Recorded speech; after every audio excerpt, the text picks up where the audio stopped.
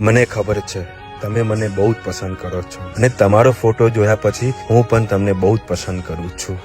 બસ એક વખત સગાઈ થઈ જાય એટલે ફટાફટ લગ્ન કરી નાખીએ.